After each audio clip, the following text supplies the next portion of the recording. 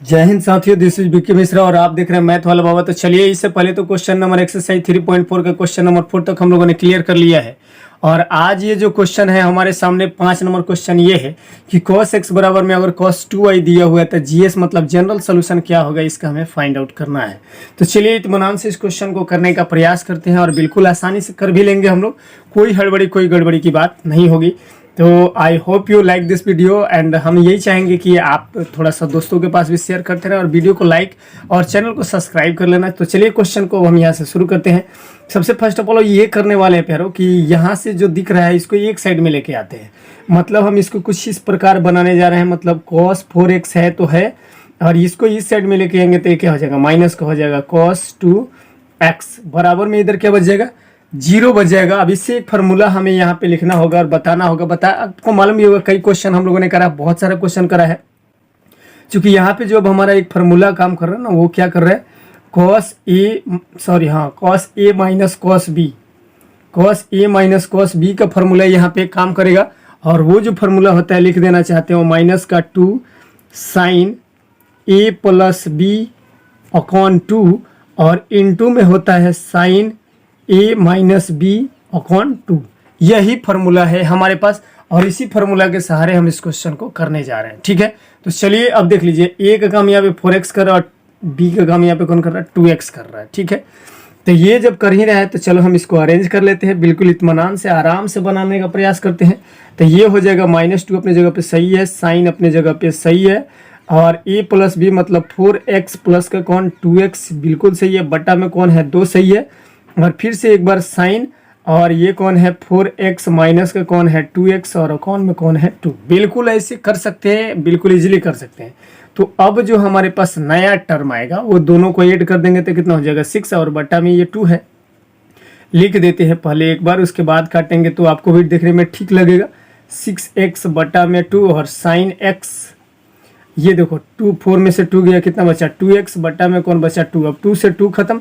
अब ये 2 से ये 2 मत काट देना, क्योंकि ये एंगल है, ये क्या है, इसके साथ गुणा कर रहा है। तो ये क्या कर रहे हैं, 3 से कट जाएगा। अब 3 से कट गया तो हमारे पास क्या बचा, ये देखना जरूरी है। तो माइनस का क्या बचा माइनस का बच गया यहाँ पे हमारे पास साइन 3x, और इनटू में क्या बच गया, साइन x बच गया। ये दो चीज़ें जब हमारे सामने बच ही गया है तो चलो, जब इतना चीज़ें हमारे सामने बच गया है तो अब आगे देख लेते हैं कि आगे क्या बचा हुआ है हमारे पास। ठीक है, तो चलिए अब आगे क्या करना है ये जरा जान लेते हैं। एक चीज़ हम लोग गलती करते आए हैं, यहाँ पे बराबर में कौन है 0 है तो 0 देना होगा, और यहाँ पर भी बराबर में कौन है 0, यहाँ पर भी कौन है बराबर में 0। तो ये चीज़ हमें देते चलना है। ठीक है, तो मतलब ये कि ये दोनों में से कोई तो 0 के बराबर रहा होगा, मतलब माइनस का 3x बराबर में भी 0, और एक दूसरा साइड यहाँ पे है साइन x बराबर में भी कौन 0। ये दोनों में से कुछ तो रहा है। अब चूंकि एक फार्मूला और हम लोग नहीं जानते हैं तो जानना होगा, हमें हर हाल में ये चीज़ जानना होगा। अगर साइन x बराबर में, ध्यान दीजिएगा, अगर साइन x बराबर में 0 हो, क्या हो, साइन x बराबर में 0 हो तो जो x का वैल्यू होता है ना, जो x का मान होता है वो क्या होता है, n पाई होता है। n पाई, और n बिलोंग किसको करता है, z बोले तो इंटीजर को। ये बात विशेष रूप से ध्यान में रखिएगा। तो यहाँ पर और यहाँ पर दोनों जगह यही कुछ ऐसा ही काम करने वाले हैं हम लोग। तो यहाँ पे क्या हो जाएगा, ये माइनस को कुछ देर के लिए भूल जाओ तो यहाँ पे कौन बचेगा 3x, और बराबर में कौन बचेगा 0।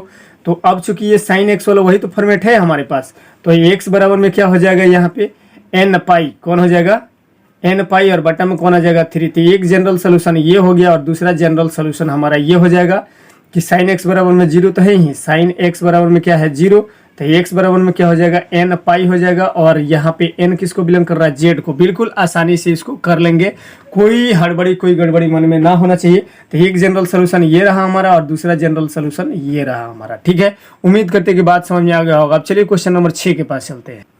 अब चलिए क्वेश्चन नंबर ये आ गया हमारे सामने 6 कुछ इस प्रकार है, और इसका भी हमें क्या फाइंड करना है, GS निकालना है। तो इसको भी देखो कौन सा फार्मूला पे लगाएंगे, cos a plus cos b का फार्मूला लगाएंगे, समझ में आ रहा है ना। और ये बिल्कुल हम इन दोनों पे cos a plus cos b का फार्मूला लगा देते हैं और इसको कुछ देर के लिए ऐसे ही छोड़ के चलते हैं।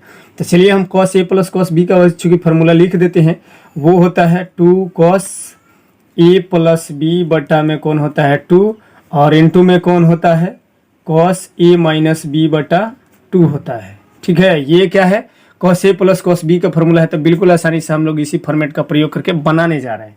तो चलो अब यहाँ पे चूंकि इसका तो कुछ रोल है नहीं, तो इसको भी ऐसे ही लेके चलते हैं। और यहाँ पे इसको फार्मूला में एडजस्ट करेंगे तो 2 है अपने जगह पे सही है, कॉस भी अपने जगह पे सही है, और ये कौन हो गया 3x, और ये कौन हो गया x, और बटा में कौन हो गया 2, और इंटू में फिर से कौन हो गया cos, और कौन हो गया 3x माइनस के कौन x, बटा में कौन 2, और माइनस यहाँ पे जो है cos 2x, इसके साथ कुछ भी नहीं करना, बराबर में हमारा 0 चल रहा है, इसको चलने दिया जाए। ठीक है, उम्मीद करते हैं कि इतना बात समझ में आ गया होगा।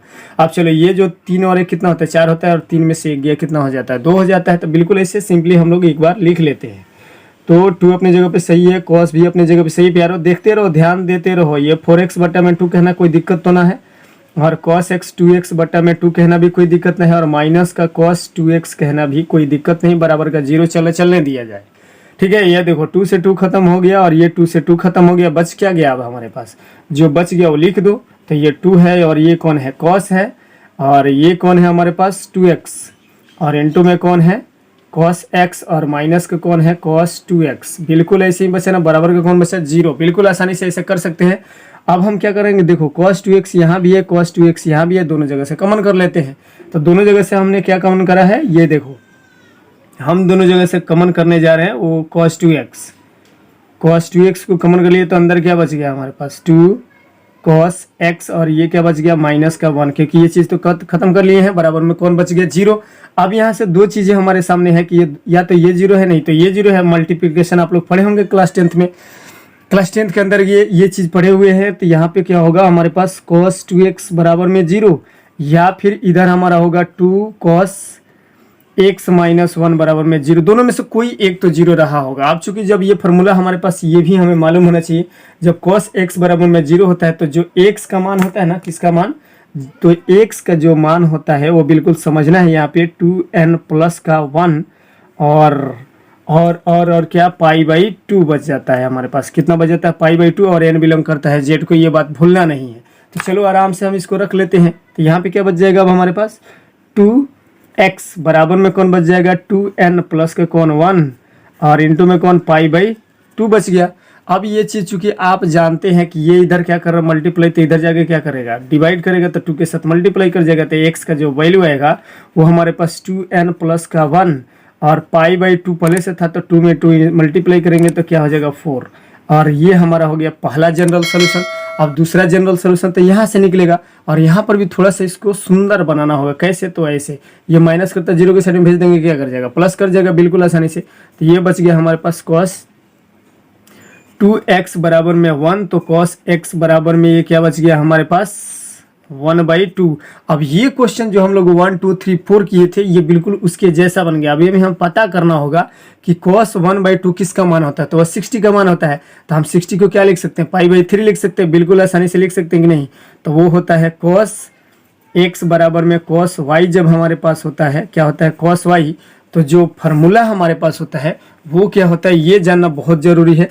तो बिल्कुल आसानी से आपको समझ में आएगा, बस कुछ देर थोड़ा सा प्रतीक्षा कर लीजिए, वो चीज़ें आपको हम अभी बताने ही वाले हैं। तो वो जो होता है हमारा फार्मूला होता है cos x बराबर में जब cos y होता है, ठीक है, तो x का जो वैल्यू होता है वो हमारा होता है 2n, समझ में आ रहा है ना, 2n pi plus minus y, समझ में आ रहा है ना, प्लस माइनस y मतलब वही जो एंगल निकलेगा 2n पाई, और प्लस माइनस y मतलब वही जो एंगल होता है। तो y यहाँ पे दे दिए हम, तो बिल्कुल आसानी से जो मान हम यहाँ पे निकाले हैं, ये किसका वैल्यू है π/3, समझ में आ रहा है ना, ये किसका वैल्यू है π/3 का है। तो बिल्कुल आसानी से हम लोग कर लेंगे, और ये x को यहीं पे छोड़ दो, 2n पाई है रहने दो, और प्लस माइनस क्या हो जाएगा π/3 हो जाएगा। तो ये हमारा सेकंड वाला क्या हो गया, सेकंड वाला हो गया, और ये फर्स्ट वाला है, ये फर्स्ट वाला और ये सेकंड वाला, दो जनरल वैल्यू निकला है। अब चलिए क्वेश्चन नंबर 7 के पास चलते। अब चलिए क्वेश्चन नंबर ये 7 है हमारे पास, और 7 में बिल्कुल आसानी से इसको हम लोग बना लेंगे, और इसका भी हमें जनरल सोल्यूशन निकालना है। मतलब क्या है जनरल सोल्यूशन, मतलब व्यापक वैल्यू हमें बताना है। बिल्कुल आसानी से इसको भी हम लोग कर लेंगे। तो चलिए सबसे पहला स्टेप जो हम करने जा रहे हैं, वहाँ यहाँ पे एक फार्मूला लगाने जा रहे हैं sin 2x का। किसका फार्मूला लगाने जा रहे हैं हम, sin 2x का। चूंकि आपको मालूम होना चाहिए, कई बार ये तो अब मेरे बोलने से पहले आपको बोलना चाहिए कि sin 2x दिख रहा है ना, sin 2x बराबर में जो होता है वो होता है 2 sin x into cos x। बिल्कुल इसी फार्मूला का प्रयोग करके हम लोग इसको रफा दफा सफा करने वाले हैं। तो बिल्कुल चलो देखते रहो। तो ये क्या है 2 है और उसके बाद क्या है हमारे पास साइन एक्स और इनटू में कौन है कॉस एक्स। बिल्कुल इसको ब्रेक कर दिया और प्लस पहले से ये प्लस का कॉस एक्स आ रहा है, इसको आने दिया जाए बराबर में 0, चलो इसको चलने दिया जाए। तो अब इन दोनों के पास यहाँ भी कॉस एक्स है, यहाँ भी कॉस एक्स है, दोनों जगह से निकाल लो बाहर, कॉमन कर लो। इसको क्या बोलते हैं कॉमन करना। तो हम कॉमन कर लिए क्या कॉस एक्स, तो अंदर बच गया हमारे पास 2 साइन एक्स और प्लस का कौन 1 बच गया, बराबर में कौन बच गया 0। बिल्कुल आसानी से। अब ये दोनों में से कोई तो 0 रहा होगा, ये बात आप बेहतर जानते हैं, तब बिल्कुल जानते हैं। तो यहाँ पे लाइन खींच देते हैं बीच में और cos x बराबर में यहाँ भी दे दिए 0 और यहाँ पे कौन दे दिए 2 साइन x प्लस 1 बराबर में भी क्या दे दिए 0 दे दिए। अब दोनों का जनरल सोल्यूशन 2 निकलने वाला है। तो बिल्कुल ये आसानी से, ये तो फार्मूला पर डायरेक्ट फार्मूला पर रखो, काम खत्म इसका। तो cos x बराबर में जब 0 होता है तो x का जो मान होता है वो n पाई होता है और n जो हमारा है बिलोंग करता है किसको z को। तो ये तो पहला ये हो गया हमारा ओके, इसमें कोई झंझट नहीं, कोई दिक्कत, कोई सिकवा गिला नहीं है। रही बात यहाँ पे थोड़ा सा दिमाग, थोड़ा सा बस, ज़्यादा नहीं लगाना है। ये प्लस करता है 0 के साइड में फेंक दो उठा के, इसको क्या कर जाएगा माइनस। तो साइन x बराबर में माइनस का मान, तो साइन x बराबर में क्या बच गया हमारा -1/2। अब हमें ये पता करना होगा कि साइन 1/2 का बता, माइनस पे ध्यान मत दो, माइनस का भी हम इलाज कर रहे हैं अभी कुछ देर में, बस कुछ देर में। तो ये जो वैल्यू होता है वो साइन x बराबर होता है 30 डिग्री का, तो इसको क्या बोलते हैं माइनस का π/6। अब ये जो माइनस का चक्कर है, इस लफड़ा को भी चलो अभी सॉर्ट आउट कर देते हैं। तो ये माइनस का मतलब ये है कि क्वाड्रेंट आपको मालूम होना चाहिए, फर्स्ट क्वाड्रेंट है, ये सेकंड क्वाड्रेंट है, आफ्टर स्कूल टू कॉलेज आपको याद होना चाहिए। तो जो साइन होता है ना निगेटिव कहाँ पे होता है, तो थर्ड क्वाड्रेंट में होता है और फोर्थ क्वाड्रेंट में होता है। तो ये π/6 जो है हम इसमें आएंगे, तो इसमें जब ये पाई है और इससे यहाँ पे आने के लिए हमको क्या करना होगा, यहाँ पे आने पाई में कुछ ऐड करेंगे। तो फाइनली हम इसको जो लिखेंगे ना प्यारो, वही ऐसा कुछ लिख देंगे कि साइन एक्स बराबर में माइनस साइन हटाने के लिए कर रहे हैं हम, ठीक है। तो इसको हम क्या कर सकते हैं, साइन एक्स है ऐसे रहने दो और ये क्या हो जाएगा पाई प्लस का π/6 हो गया कि नहीं, साइन से साइन खत्म हो गया। तो x बराबर में क्या 7 पाई बच गया कि नहीं बच गया, 7 पाई बाई कौन बच गया 6 बच गया। अब चूंकि ये काम हम लोग जानते हैं बिल्कुल आसानी से जब कर लिए, तो अब हमें ये भी बताना होगा कि साइन x बराबर में जब 0 होता है तो x बराबर में क्या होता है। अभी कुछ देर तो पहले किए थे, अभी कुछ देर पहले मतलब कुछ विथिन कुछ 5 या 10 सेकंड पहले हम लोगों ने ऐसा काम करा है। तो वो जो फार्मूला होता है ना, वो व्यापक वैल्यू वाला जो हम लोग क्लास किस में पढ़े थे, सॉरी 3 और 4 में जो पहले पढ़े हुए हैं उसका वाला बताना होगा। तो वो होता है n पाई प्लस, तो यहाँ पे देते हैं -1 के पावर में n आ जाता है और इनटू में कौन आ जाता है y बोले तो जो अभी हम लोगों ने फाइंड करा है कौन 7 पाई। मतलब ये x बराबर में जो होगा वो n पाई ठीक है, प्लस भी ठीक है, -1 का पावर n भी ठीक है और यहाँ पे कौन आ जाएगा 7 पाई और बट्टा में कौन आ जाएगा 6।